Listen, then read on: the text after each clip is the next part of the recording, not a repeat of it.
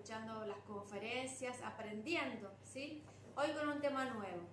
Pero antes de pasar a la conferencia o al título de la conferencia, le voy a leer lo que dice Proverbios capítulo 5, versículo 1. Dice: Hijo mío, está atento a mi sabiduría y a mi inteligencia inclina tu oído, ¿sí? Es muy importante aprender, es muy importante estar en contacto con la palabra de Dios en estos tiempos y sobre todo lo que Dios quiere decirnos, quiere enseñarnos con respecto a nuestro propósito en la vida, nuestro llamado en la vida, ¿sí? Para desarrollar lo que hemos venido a esta tierra a hacer, amén. El ministerio es un ministerio de enseñanza, usted ya lo sabe, más de 17 años enseñando distintas conferencias, como por ejemplo las enfermedades y lo que tiene y cómo impactan con la emoción con la enfermedad en el cuerpo, las etapas del duelo, después la fragmentación del alma y muchas otras conferencias que se han dado, demonología, angelología, muchas conferencias que Dios nos ha permitido dar a través de estos años en distintos lugares, amén. Así que estamos muy contentos, es un privilegio que Dios nos da, que Dios le da al pastor y maestro Juan Romero para enseñar, le da sabiduría para enseñar. Una de las técnicas de estudio que se enseña siempre es que lo que nosotros aprendemos, volcarlo inmediatamente. Entonces, de esa manera, al enseñar, explicarle a otro, ese conocimiento se refuerza en nuestra vida. Entonces, es como una técnica de estudio. Lo que usted aprenda hoy, compártalo, porque al compartirlo, usted lo aprende y queda ya grabado en su memoria, ¿sí? Y eso para todo, lo que usted, por eso muchas veces compartimos algún texto bíblico y después nos acordamos dónde está, o compartimos alguna, no sé, las mujeres a veces alguna receta y ya después la sabemos de memoria porque la hemos compartido, porque ha quedado en nuestro inconsciente, subconsciente. Así que esa es una técnica de estudio que le doy, ¿sí? Hoy vamos a aprender sobre los ciclos de la vida y qué relación tiene con los 5 libros de los 5 primeros libros de la Biblia, amén. Es una conferencia nueva, muy interesante. Así que usted va a poder hacer preguntas a lo largo de la conferencia. Ya vamos a ver si se puede estar contestando en el momento o se contesta al final. Amén. Gracias. Y bueno, para ofrendas, usted ya sabe, puede hacerlo por Mercado Pago o a través de la cuenta del banco, que usted va a encontrar ahí todos los datos para ofrendar. Usted su ofrenda nos bendice el ministerio. Le damos muchas gracias desde ya a aquellos que quieren ofrendar, que quieren apoyar esta visión de llevar la palabra, de llevar la sabiduría, el conocimiento de las distintas conferencias a todos lados, para que donde llegue esta sintonía de estos medios por internet, donde llegue haya alguna persona que esté aprendiendo y que esté siendo de bendición para su vida. Así que muchas gracias. Bendiciones y ya damos comienzo con el pastor y maestro Juan Romero.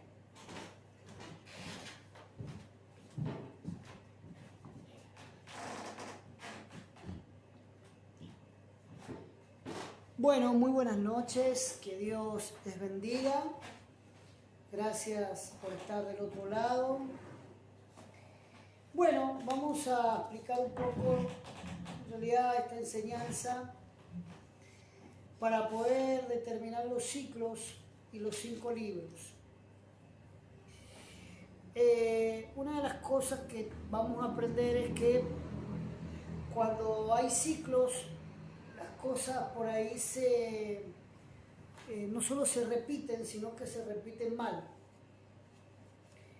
Pero la Biblia, del Génesis a Deuteronomio, vamos a aprender unos ciclos que son buenos y que se tienen que ir repitiendo en otra dimensión.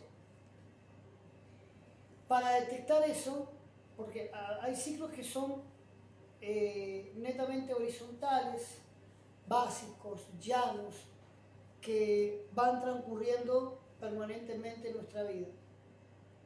Pero hay ciclos que vamos a ver hoy día que la Biblia lo marca.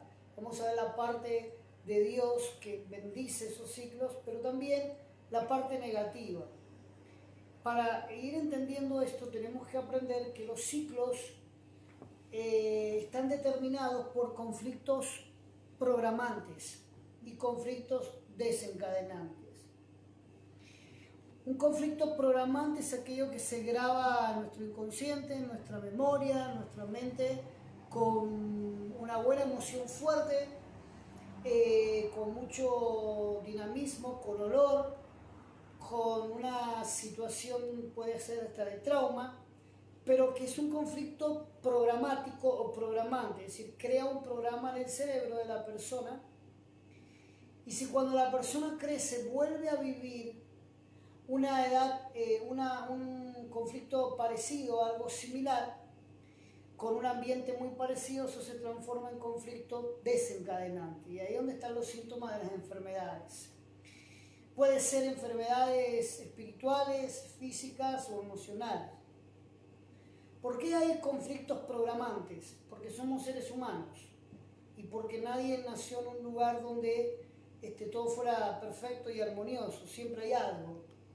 Siempre hay patrones de conducta que nos van marcando, palabras que nos van marcando desde niño. Entonces, los conflictos programantes están o en la gestación, en el vientre de la mamá se puede generar, o transgeneracionalmente, así que lo podemos traer de nuestro linaje. Los conflictos desencadenantes no, por lo general son cosas que vivimos cuando ya somos adultos o tenemos una coherencia de razonamiento más o menos equilibrada. El conflicto programante, si se identifica, hace que el conflicto desencadenante se borre, se elimine. Pero generalmente se identifica el conflicto programante cuando hay un conflicto desencadenante, cuando hay una repetición de diferentes cosas que vivimos y que también puede ser que nuestros hijos vivan y se desencadene en ellos y el conflicto programante esté en nosotros. Para eso hay que entender algo, cómo nos hizo Dios. Todo está hecho de ciclos, nada más que en ciclos espiralados hacia arriba. Hay ciclos de autonomía. ¿Cuáles son los ciclos de autonomía? Desde que el bebé está en el vientre, sea el feto, sea un embrión, depende de la mamá. Depende si come, depende de la mamá, los desechos de él van a través de la sangre de la mamá, él respira por la mamá, todo por el cordón umbilical. Pero cuando ese bebé nace, empieza la primera etapa de la autonomía propia. La etapa gestacional, él depende de la mamá. Pero la primera etapa, cuando nace, se llama primera etapa de autonomía propia, donde ya tiene que respirar por sí solo, donde tiene que activarse el sistema digestivo, el sistema respiratorio, el sistema de eliminación, porque apenas toma la leche hace popó o pipí. Entonces eso se llama principio de autonomía propia. Ese principio de autonomía es automático y salimos de estar embolsados en agua a estar en una cápsula de aire que le llamamos atmósfera. El segundo punto o el segundo proceso de autonomía propia es la adultez, cuando ya se supone que la persona se gana la vida por sí sola, que emprende cosas por sí sola, que no le hace falta la mamá ni el papá para hacer ciertas cosas. Es cuando ya la persona está en cierta capacidad de luchar o de conseguir las mismas cosas que cuando dependía de la mamá. Mientras estaba la primera etapa de autonomía, cuando es autónomo, si bien hay que activar los diferentes mecanismos, sistema de respiración, de sangre, de eliminación, seguía dependiendo de la mamá hasta cierta edad.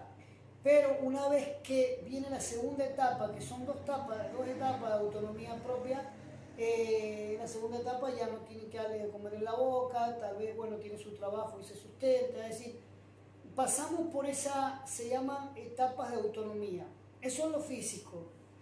En lo espiritual es igual, la etapa gestacional o transgeneracional espiritualmente, bueno, nacemos en Cristo, por eso se llama nuevo nacimiento.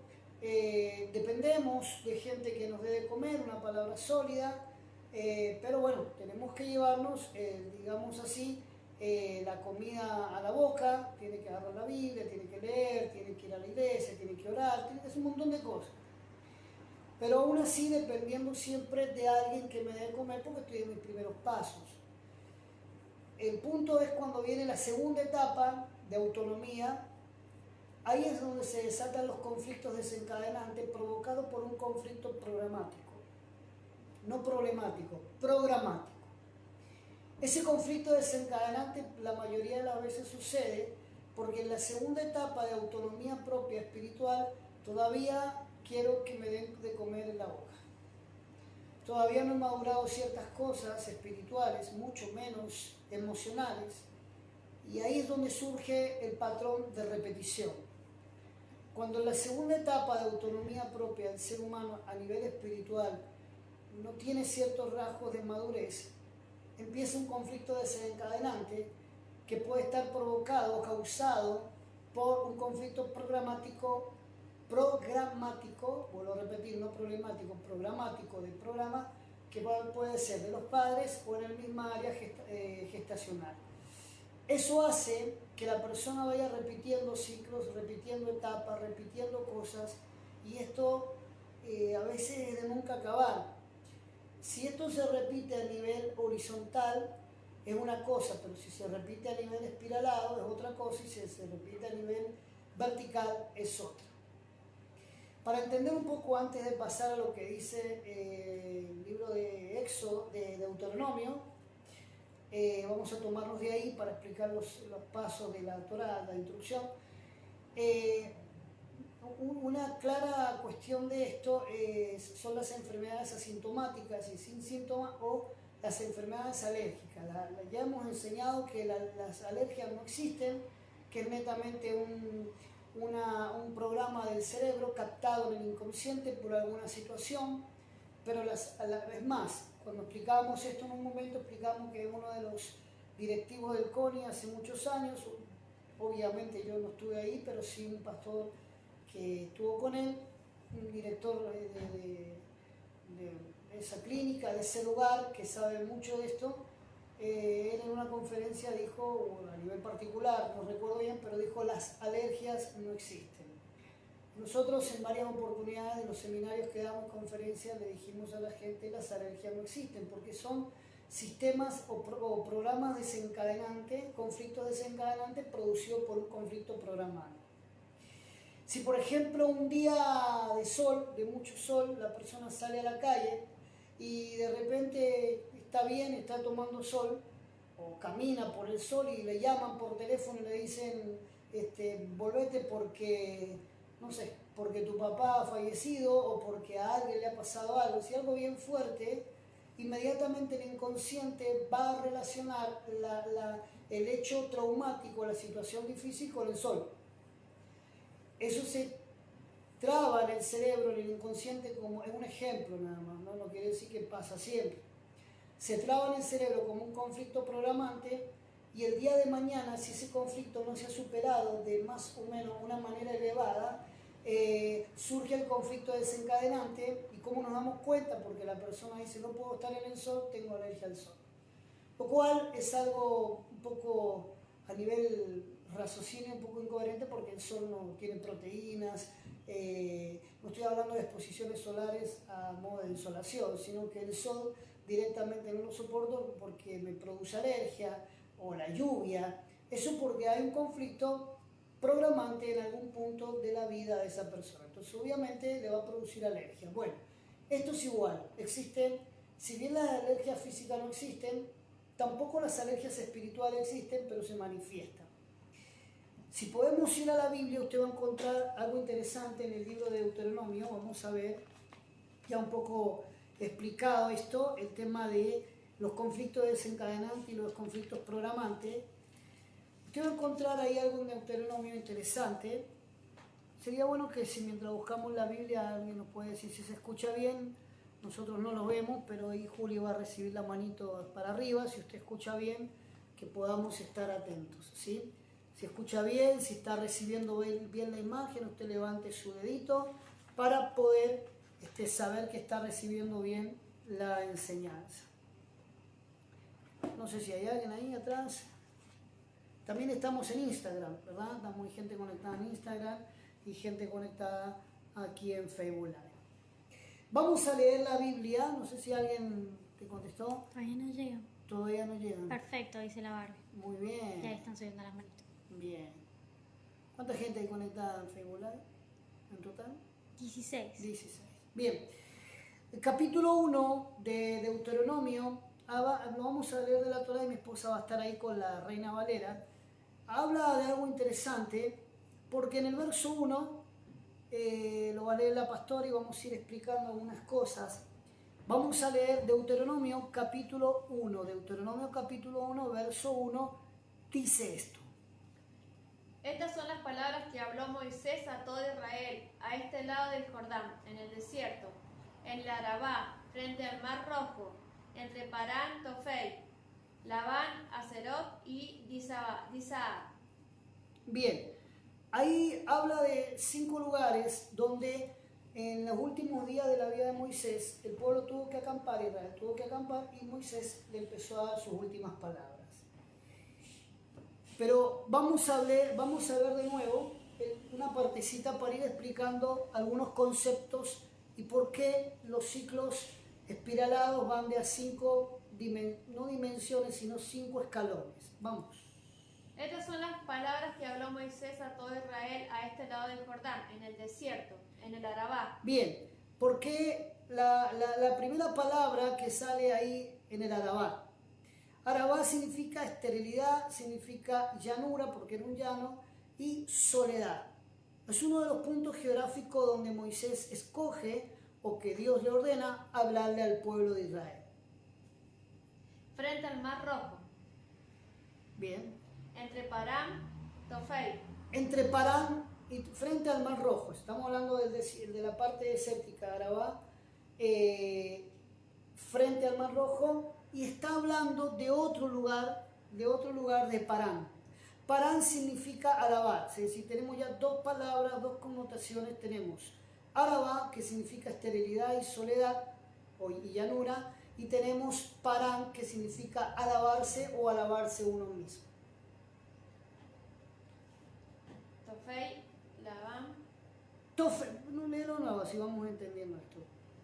Estas son las palabras que habló Moisés a todo Israel a este lado del Jordán. En el ¿Por qué lo desierto. repetimos? Porque en este último que le toca a Moisés, es la última parte de un ciclo que tiene que empezar de nuevo y en forma espiralada. Entonces acá él le habla, inclusive en los estudios judíos hablan de que fue el tiempo que Moisés le habla con reproche al pueblo, porque no se había comportado bien. Entonces, vamos a repetirlo. Estas son las palabras que habló Moisés a todo Israel a este lado del Jordán, en el desierto, en la Arabá, frente al Mar Rojo, entre Parán, Tofei. Tofei significa lodo, algo desabrido o embarrado. ¿Por qué Moisés le habla en forma de reproche? Lo voy a aclarar, porque el pueblo había provocado a Dios. El pueblo lo había cansado a Dios, había provocado la ira de Dios. Entonces Moisés habla y después le da un montón de instrucciones. Es más, los expone que por el comportamiento de ellos está pasando lo que está pasando. Y entonces Moisés le hace ver algo interesante, pero vamos a seguir adelante. Labán. Labán significa blanco o ladrillo. Esa es otra de las partes. Haserot significa patio rodeado con muros o cerca rodeada con paredes, algo custodiado. Eso significa Haserot. Y Disaab significa que tiene oro o suficiente oro. Entonces lo voy a repetir, igual esto creo que queda colgado, ¿no? En el Facebook. Vamos a repetir con estos conceptos el capítulo 1, verso 1. Y escuche esto. Estas son las palabras que habló Moisés a todo Israel a este lado del Jordán, en el desierto. Jordán significa descenso. Vamos. En el Arabá, frente al Mar Rojo. Recordemos que Arabá es esterilidad. Entre Parán, Tofei. Parán es alabarse, Tofel es embarrar, es el ladrillo, el lodo y algo desabrido. Vamos. Labán. Blanco. Aserot. Aserot, patio rodeado por paredes. Disaab. Y Disaab significa que tiene suficiente oro. ¿Por qué le hablan ese territorio? Preste atención, ¿por qué nombra esos territorios?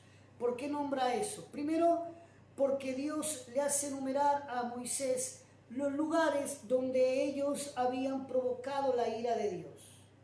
Si usted va a la Biblia va a encontrar, toda esta es una parte desértica donde Dios le habló a Moisés, le dijo que le dijera cosas en el desierto a Israel. En el desierto, ¿por qué le hablan en el desierto? Porque ellos en un momento dice, hubiéramos preferido morir en el desierto antes que morir en manos de los egipcios. Después habla de Arabá. Arabá es un lugar de una parte que es una llanura cerca del Mar Muerto, y es donde ahí los israelitas se pararon e idolatraron al dios Baal Peor, un dios babilónico. Y les sigue nombrando ahí, les dice frente al Mar Rojo, la primera parte, lo vamos a leer, que acá en frente al Mar Rojo. Sí, es Yansub, no se llamaba Mar Rojo, era Yansub, como se traduce Mar Rojo, se llamaba Yansub en hebreo porque estaba rodeado de juncos, del mar de los juncos, ¿sí? ¿Y por qué le habla ahí?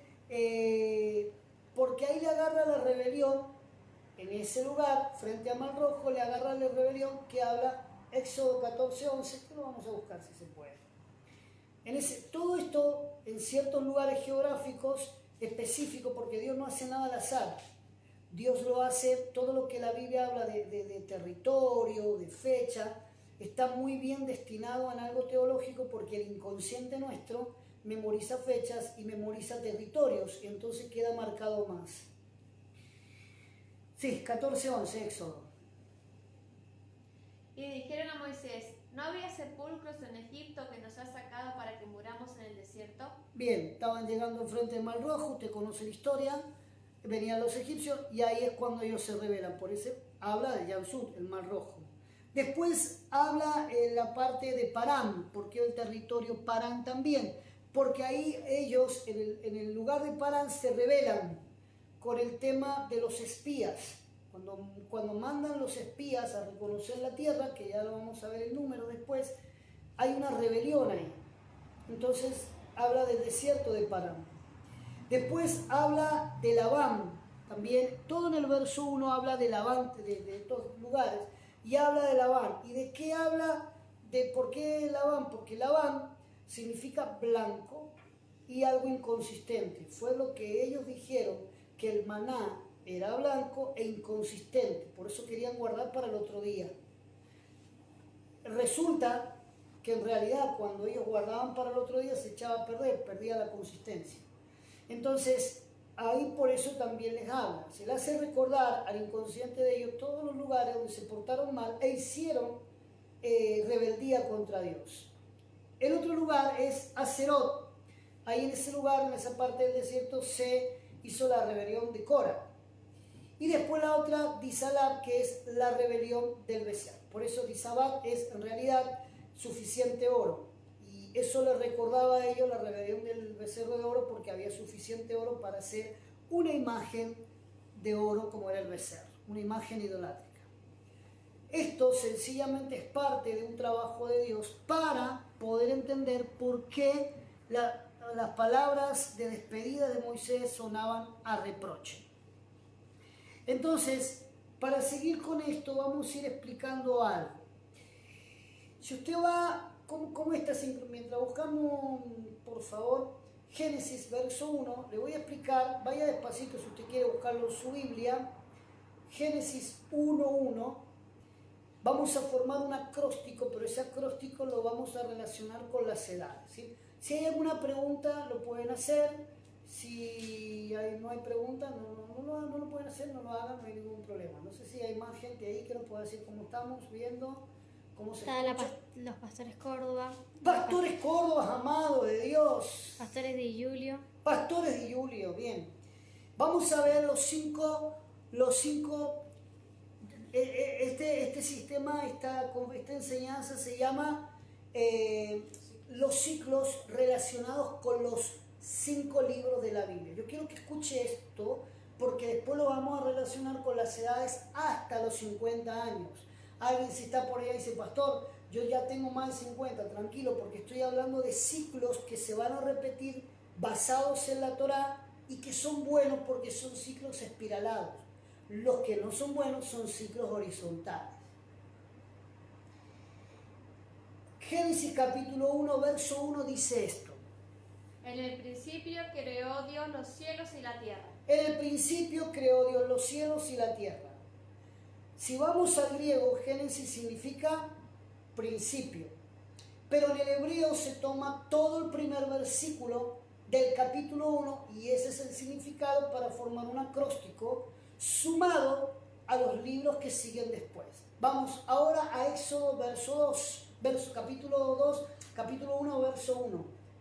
Éxodo, recuerden, bueno, ya se lo sabe de memoria, en el principio, Génesis. Y Éxodo, ¿qué dice? Solo el verso 1 del capítulo 1. Estos son los nombres de los hijos de Israel que entraron en Egipto con Jacob. Bien, la primera parte del verso 1 es: estos son los nombres. Génesis, en el principio. Éxodo, estos son los nombres. Y esto es muy bueno, este estudio, que es nuevito, porque nos sirve a los pastores y a los líderes, detectar cuando alguien está pasando por un ciclo horizontal o cuando alguien está pasando por un ciclo espiralado. Hay una diferencia aparte de la altura, aparte de la elevación del crecimiento. Es que los ciclos espiralados no son contagiosos, pero los ciclos horizontales son influenciables.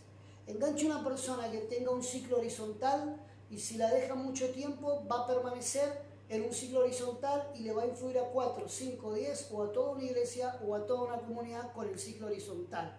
Porque son conflictos, ya cuando se repite mucho el ciclo horizontal, son conflictos programáticos pero estructurales. Se lo voy a repetir. Yo expliqué al principio lo que son conflictos programáticos y conflictos desencadenantes. Los conflictos horizontales espirituales vienen de un conflicto estructurante. Entonces Dios habla mucho de esto acá. Por eso vamos a ir ahora a Levítico, verso 3, capítulo 1, verso 1.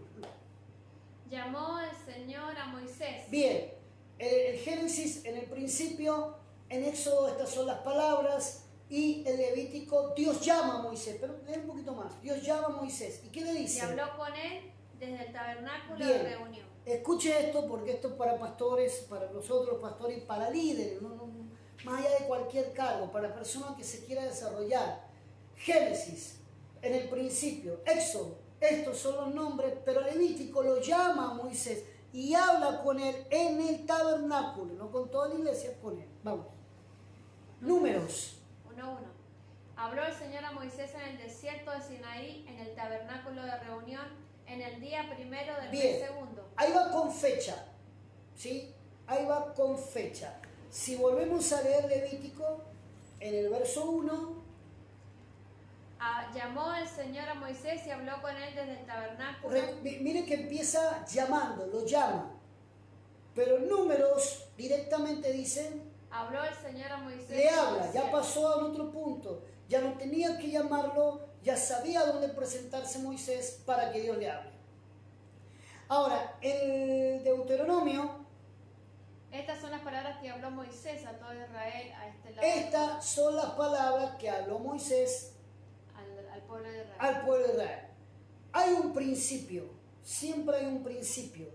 Dios te da un nombre, Dios te llama, Dios te habla en el desierto y te da palabra para la gente. Voy a repetirlo.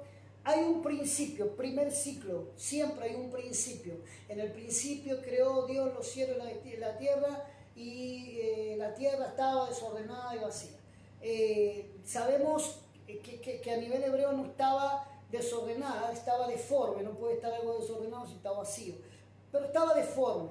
En el principio hay un principio para cada persona que va creciendo en lo espiritual y ve todo deforme y hasta a veces vacío, pero hay un principio. Después dice que le pone nombre. Estos son los nombres. Primero hay un principio, segundo te pone un nombre. Tercero, te llama, ya te llama por tu nombre, llamó a Moisés. Cuarto, te habla en el desierto. Y quinto, te habla para que le hables a otros. Esto quiere decir que es un proceso de crecimiento escalonado y espiralado hacia arriba. Si usted observa bien, el libro de Deuteronomio habla de la muerte de Moisés, pero también no es casualidad que empiece el libro de Josué. ¿Por qué después y así todos los libros? Lo estoy hablando más que nada del Antiguo Testamento. ¿Por qué termina Deuteronomio y empieza Josué? Porque Josué empieza con algo interesante. Josué, Dios le llama a Josué y le explica que había muerto alguien. ¿Quién había muerto? Moisés. Aconteció después de la muerte de Moisés, siervo del Señor, que el Señor habló a Josué hijo de Nun, servidor de Moisés. Termina Deuteronomio diciéndole a Moisés lo que antes de la muerte le hable a los israelitas. Y empieza Josué, lo llama y le dice que ha muerto Moisés. Mi siervo Moisés, dice él. Ahora te tienes que levantar. ¿Y qué tarea le da a Josué? La tarea de repartir tierras. Si esto lo llevamos, léelo nuevo. Aconteció después de la muerte de Moisés, siervo del Señor, que el Señor habló a Josué hijo de Nun, servidor de Moisés, diciendo: Mi siervo Moisés ha muerto, ahora pues levántate y pasa este Jordán. Y escuche esto, para que un ciclo termine, esto es físico, yo lo voy a llevar a lo espiritual y a lo emocional. Y agarre esto. Para que un ciclo termine, tiene que terminar con la muerte de algo, para que nazca algo nuevo. No podía Dios levantar un Josué si no moría un Moisés. Porque el liderazgo potente que tenía Moisés en el tiempo de él, y aparte como profeta, que habla la Torá, el tipo era inalcanzable. Pero necesitaba morir un Moisés para dar nacimiento a un Josué. Cuando Dios va y lo busca a Josué y le dice: levántate, cruza este Jordán, reparte las tierras, empieza un ciclo nuevo.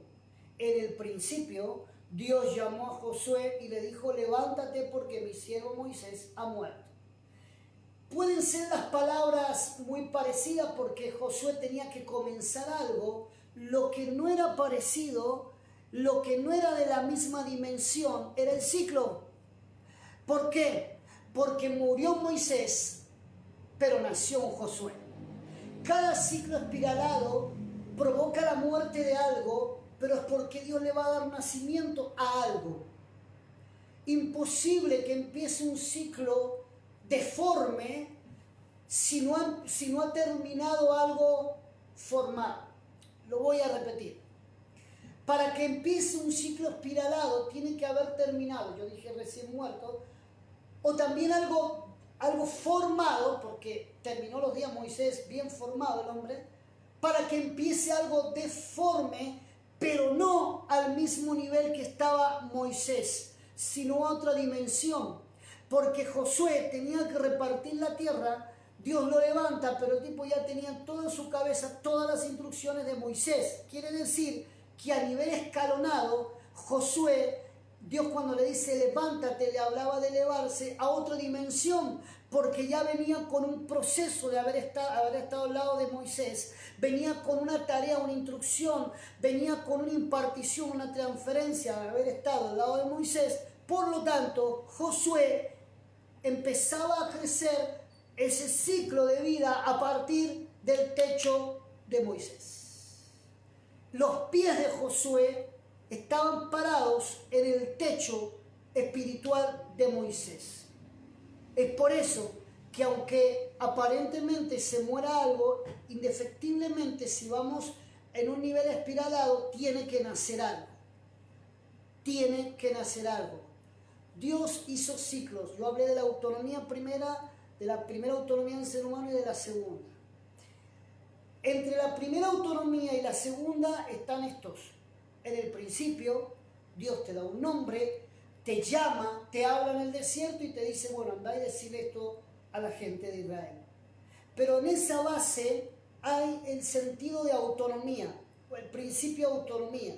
Si una persona llegando a su juventud, voy a hablar de lo espiritual, a cierto tiempo de nivel espiritual, vamos a llamarle adultez espiritual, y no tiene autonomía propia en cuanto a ciertos movimientos espirituales o crecimiento espiritual, es porque evidentemente todavía está dependiendo de que Dios haga todas las cosas. Se lo voy a traducir en criollo, en lo más común. Esta iglesia no me llena. No, pues si la iglesia no es un asado que te tiene que llenar. No. Mire, y es más, le voy a dar un ejemplo enseguida, pero pasando, un ejemplo hipotético, pero pasando ya los 18 años, como que la cosa ya, esta iglesia no me llena, ya es un síntoma de inmadurez, que puede ser transgeneracional o puede ser provocado por mí. Imagínense a los 28, 30 años, 40, que alguien diga, esto no sé, a mí me parece que en este lugar no está Dios.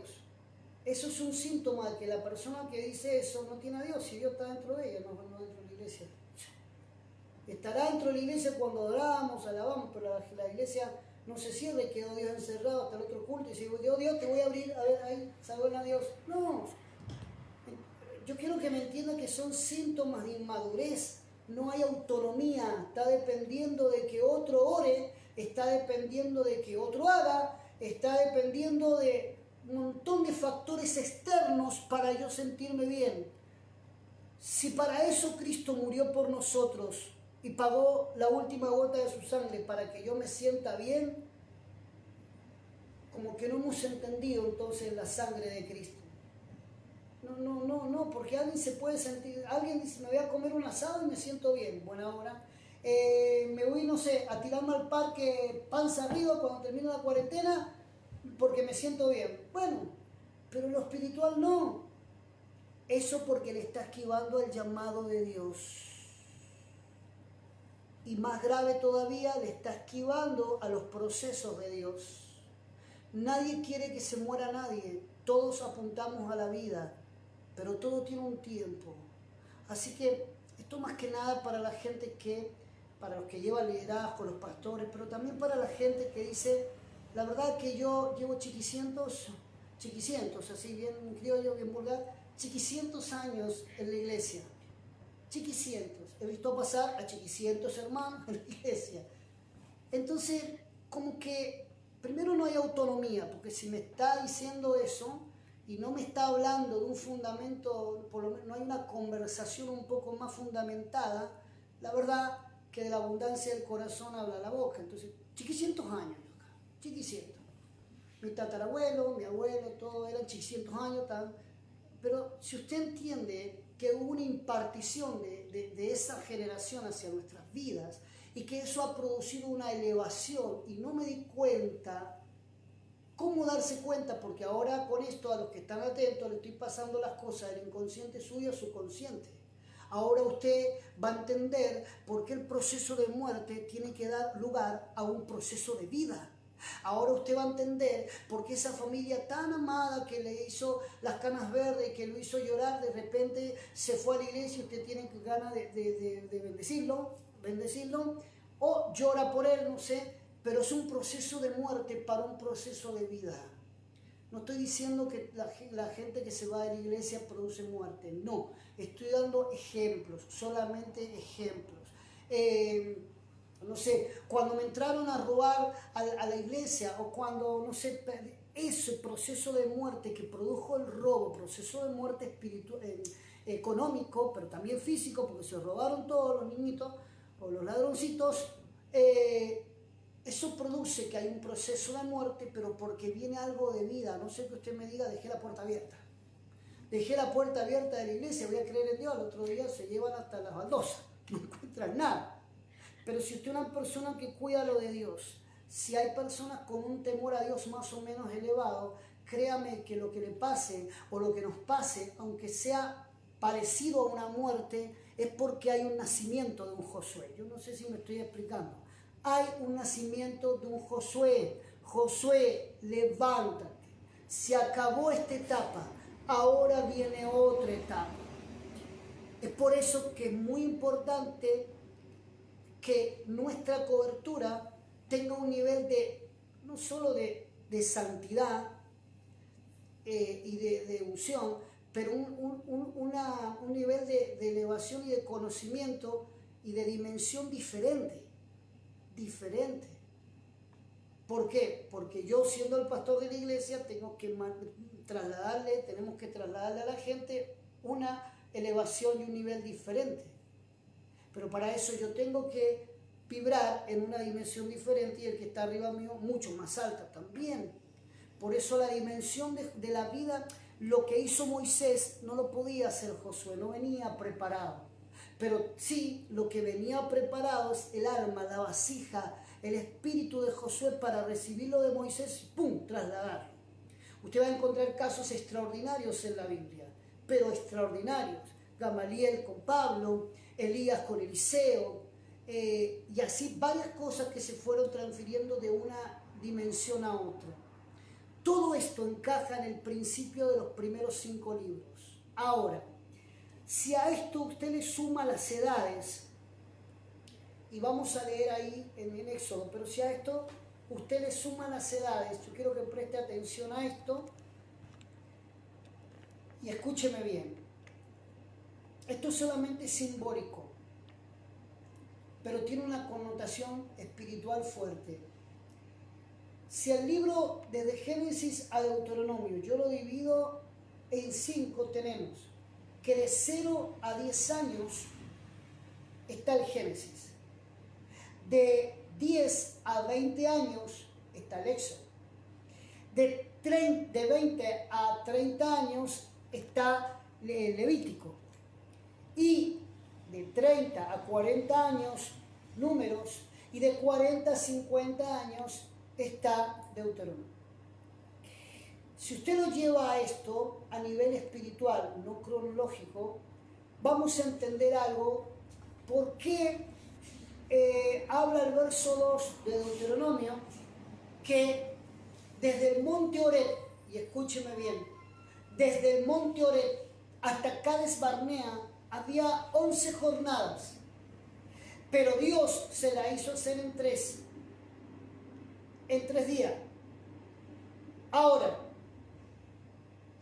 por la rebelión de ellos, de acuerdo a los espías, al acatar la mala información de los espías, estuvieron 40 años dando vueltas alrededor del monte peludo, el monte velludo que se llama, que es el monte de Seir. Quiero explicar un principio más con respecto a esto. Deuteronomio capítulo 1, el verso 2. Escuche. 11 jornadas hay desde Horeb, camino del monte de Seir, hasta Cades Barnea. Vamos. Y aconteció que a los 40 años, en el mes 11, el primer mes, Moisés habló a los hijos de Israel conforme a todas las cosas que el Señor le había mandado acerca de ellos. Ay, no. 11 jornadas. De 11 Dios se la achica a 3. Son 8 días. Pero resulta que por la rebelión de 40 años, que lo va a buscar mi esposa en Números, cuando están los espías, por la rebelión, Dios le hace dar vuelta 40 años en el monte Seir. Dieron vuelta en el mismo lugar. Pero eso tiene una enseñanza. Y es esta. Pero primero vamos a leer el Números. Números 14, 33 y 34. Números 14, 33 y 34. Vuestros hijos andarán pastoreando en el desierto 40 años, y ellos llevarán vuestras rebeldías, hasta que vuestros cuerpos sean consumidos en el desierto. A ver, ahí no habla San Pancracio, no habla el Gauchito Gil, no habla cualquiera. Habla Dios y le dice esto. Conforme al número de los días, de los 40 días en que reconocisteis la tierra. 40 días estuvieron reconociendo la tierra, que ya lo vamos a buscar, pues. Vamos. En ese mismo. Llevaréis vuestras iniquidades 40 años, un año por cada día, y conoceréis mi castigo. Llevaré mis iniquidades durante 40 años, y escuche, por cada día que estuvieron ahí en reconociendo la tierra. Pero no fue el reconocer la tierra solamente. Vamos por parte. Esos 8 días que ellos se ahorran, el 8 significa eternidad. Quiere decir que lo perdieron no solo acá en la tierra, sino en la eternidad. Porque Dios se lo definió de esta manera: 11 días ahí del Monte Oreal, acá de Barnea, pero ustedes lo hicieron en 3, dijo, o sea que le ahorró 8 días. Quiere decir que si ellos se portaban bien, el 8 ese simbólicamente, como arquetipo de gematría, significa todo lo que hagan en esa tierra va a pasar a la eternidad, va a ser eterno, no solo acá en la tierra, sino en el cielo. Generaciones van a hablar de esto. Pero resulta que hubo una rebelión. ¿Y por qué hubo la rebelión? Porque escucharon a los espías que traían una mala información. Que ahí va el principio, pastor, ¿de dónde saca que el ciclo horizontal es influenciable? De ahí, pues. Dios se enojó tanto que dijo, por un día que estuvieron allá, cada día va a ser un año, 40 años, muchachos. 40 años. Pero eso tiene una explicación también. El 40 significa transformación, el 40 significa cambio y el 4 puerta. Pero dice algo ahí. En Números. Vamos a buscar lo de los espías. Cuando Moisés lo manda y le dice, vayan y reconozcan la tierra que fluye leche y miel. Pero hay una mala, y escuche esto, no entendieron la consigna. No entendieron la consigna. Éxodo 13. El Señor Números 13. Números 13. El Señor habló a Moisés diciendo, envía a tus hombres que reconozcan la tierra de Canaán, la cual yo doy a los hijos de Israel. De cada tribu de sus padres enviaréis un varón, cada uno príncipe de entre ellos. Vamos. Bueno, acá dice la tribu de... Bueno, todas las tribus, pero ¿qué hacen ellos? Dios le dice a Moisés que la reconozcan la tierra. ¿Y qué van a hacer ellos? Los envía pues Moisés a reconocer la tierra de Canaán, diciéndole, subid de aquí al Neguet y subid al monte, y observar la tierra cómo es, y el pueblo que habita, si es fuerte o débil, si es poco o numeroso. Bien, lo vamos a repetir. Yo acá tengo la Torá. Yo tengo la Torá, el libro de Números, capítulo 13. También habla de eso, porque acá hay un principio fundamental para esto. Pero fundamental en la Torá. Y dice, en el capítulo 13, en el verso donde Moisés le manda y le explica, en el verso 17 del capítulo 13 de Números, dice, cuando Moisés los envía a explorar la tierra de Canaán, les dijo, vayan por el Neguet, que está al sur de la tierra prometida, y asciendan hacia la región. En realidad le dice, vayan por el desierto, por el Neguet. El Neguet estaba al sur, acá, y la tierra prometida estaba acá. Y le dice, y asciendan hacia la región montañosa y observen, verso 18, ¿de qué naturaleza es la tierra? O sea, es una región que por naturaleza produce individuos sanos, fuertes o no. Eso es una explicación hebraica lo que estoy dando yo. Fuertes o no. Y le sigue diciendo, y el pueblo que habita en ella, si es fuerte o débil, son pocos o muchos, y cómo es la tierra en donde habitan, es buena o mala, tiene manantiales, tiene agua profunda, cómo son las ciudades en que viven. Bueno, Moisés le manda a inspeccionar la tierra. Pero el verso 21 dice, en efecto, fueron rumbo al norte y exploraron la tierra desde el desierto de Sin, que está en la proximidad que era el sur de Israel, que ahí la Biblia suya debe decir Hamat, y eso dice que subieron desde el sur en dirección al norte.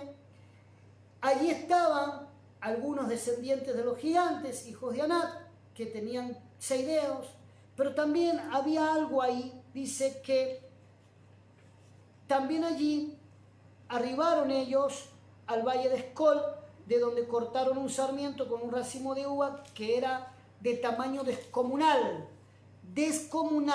no podían llevarlo. Y dice el verso 24.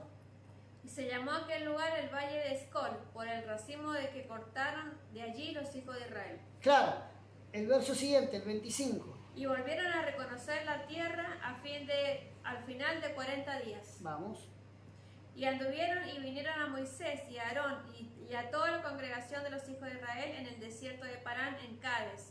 Y dieron la información a ellos y toda la congregación y le mostraron el fruto de la tierra. Bien, muestran el fruto de la tierra, pero el verso 28, perdón, Mas el pueblo que habita aquella tierra es fuerte y las ciudades muy grandes y fortificadas. Y también vimos allí a los hijos de Anac.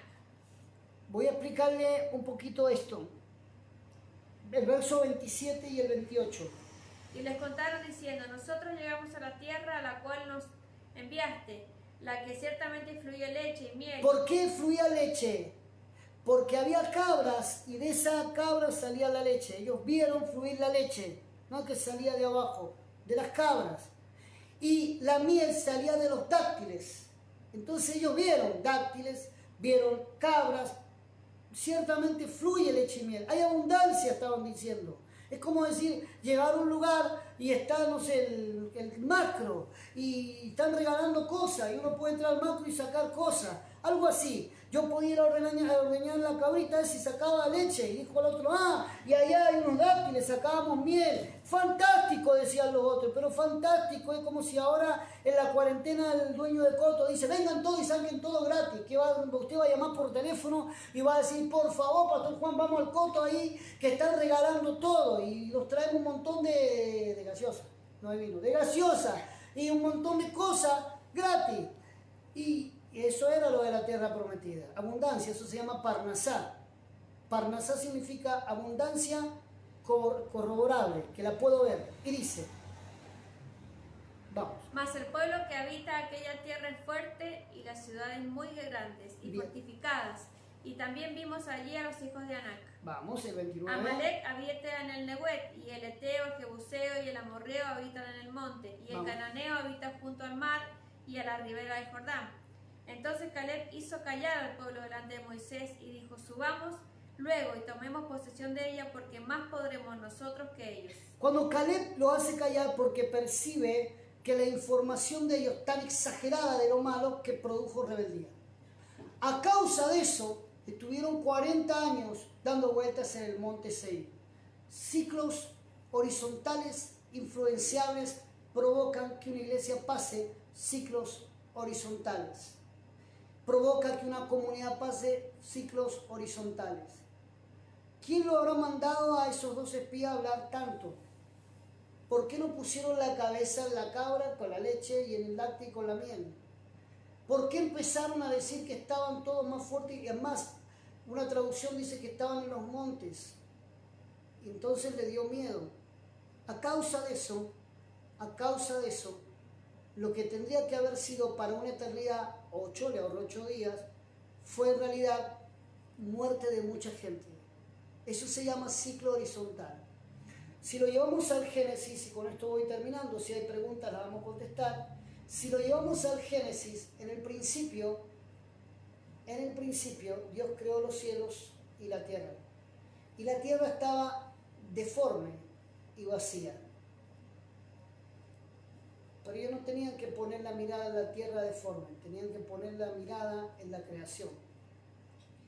En Éxodo, cuando habla de los nombres, estos son los nombres, ellos no tenían que poner la mirada en los grupos que estaban arriba y que querían descuartizarlo, no tenían que poner, es más, se sabían los nombres de los gigantes. Digo, si Moisés le hubiera preguntado, Caleb le hubiera preguntado de dónde o cómo eran los nombres de la otra gente, no lo sabían, pero los gigantes lo sabían. Se aprendieron nombres equivocados. Estos son los nombres equivocados. Se olvidaron del llamado, se olvidaron la consigna, no entendieron la consigna. Cuando los manda que vayan por el desierto. Eso hablaba de que ellos tenían internalizado inconscientemente el significado del desierto, pues estaban, desde que salieron de Egipto andaban por el desierto. Y se olvidaron de que lo que tenían que transmitirle al pueblo, estas son las palabras de Deuteronomio, lo que tenían que transmitirle al pueblo era confianza. Era confianza. Métanse toda la casa que se van a morir todos. ¿Será verdad? o será no sé qué, pero la influencia es negativa y eso se paga con ciclos horizontales. Un pastor, un líder, una persona que busca a Dios y Dios la llamó para liderar en algo, pasamos por estos ciclos. Lo que pasa es que llegamos a Deuteronomio y se produce a veces como una muerte. Pero no hay que quedarse en eso. Hay que pasar a Josué. La misma edad de Moisés no era la misma edad de Josué. Pero sí había una diferencia. Después de una muerte venía vida. Siempre que en la vida, y bien digo paradójicamente, se nos muera algo, hay que buscar rápidamente lo que está por nacer, porque algo va a nacer. Algo va a nacer. Entonces es muy importante que Dios nos llama, es más, con Josué empieza otro principio. Dios nos llama con un principio, Dios nos da un nombre, Dios nos habla en el desierto y Dios nos habla para después hablarle a otros. Son ciclos espiralados, pero ya de crecimiento. Pero si desde el Génesis, primer parte del proceso, hasta Deuteronomio, yo sigo hablando las mismas palabras y no hay un cambio, es porque quiere decir que el ciclo está horizontal. Quiero terminar explicándole algo, cómo se detecta un conflicto programante, porque hay conflictos programantes emocionales y espirituales. Una persona que no sé, a los 40 años, de repente sufre, no sé, vamos a ser bien exagerados, la muerte de, no sé, del papá. 40 años, a la persona le muere el padre. Sufrimiento fuerte, porque era joven el padre, porque el hijo se consideraba joven, y de repente empieza un conflicto, a desencadenarse una bronquitis, una alergia, un dolor de huesos, todo después que murió el papá. Hay que buscar, se busca el conflicto programático por la mitad, es decir, hay que ver si hubo algo a los 20 años. A los 20 años puede que la persona haya sufrido la muerte o el vacío de algo que representó algo parecido a la muerte de un papá. Si no se encuentra a los 20, hay que buscarla a la otra mitad, a los 10. Pero ¿cómo se desencadena esto? Por conflictos programáticos muy fuertes. Si un conflicto de programa se le hace a la persona, a una mujer que la violaron, no sé, a los 15 años, es un conflicto programante y tal vez a los 30 años sufre alguna situación de pánico, entonces el cerebro va a interpretar que es el mismo peligro que le causó a los 15 años. De ahí que se desencadena la claustrofobia y los síntomas de pánico, por algo que pasó, siempre sacando la otra mitad del tiempo. Si pasó a los 30 hay que verlo a los 15, y si no a los 15 hay que ver a los 7 años y medio u 8 años de edad. Es por eso que el cerebro funciona de esta manera: conflicto programante, conflicto desencadenante. El conflicto programante me queda impreso, marcado, dolido. Eso puede desencadenar en algo llamado enfermedad o puede desencadenar en algo llamado nacimiento. Puede desencadenar en algo que Dios dijo: Josué, vení por acá, mi siervo Moisés ha muerto, te toca a ti seguir la tarea. Que el Señor les bendiga. No sé si hay alguna pregunta. Ninguna. Esperamos que hayan aprendido. No sé cuánta gente tenemos ahí. 15. 15. Está la pastora Estefanía, Bendiciones, pastora, bendiciones. Beatriz Condorí, Muy bien. bueno, Natanael, la pastora Julio, Jeremías. Bueno, si hay una pregunta, la vamos a explicar. Este es un tema nuevo y a lo mejor, bueno, lleva tiempo que asimilemos algunos conceptos. pero la Torá en los primeros 5 libros de Génesis y Deuteronomio habla de los ciclos. Así que Dios los bendiga, gracias por estar del otro lado. Si usted quiere dar una oferta al ministerio, lo puede hacer por Mercado Pago, no sé si está el número ahí, si no lo ponemos, para que pueda también bendecir la obra. Que el Señor les bendiga, gracias por estar del otro lado, ¿sí? Si hay alguna pregunta, nos quedamos unos segundos más, y si no, gracias por escuchar. Creo que hemos hablado más de 1 hora. 1 hora y 20. 1 hora y 20. Bueno. Parece Dios los que no hay bendiga. preguntas. Bendiciones. Gracias por todo.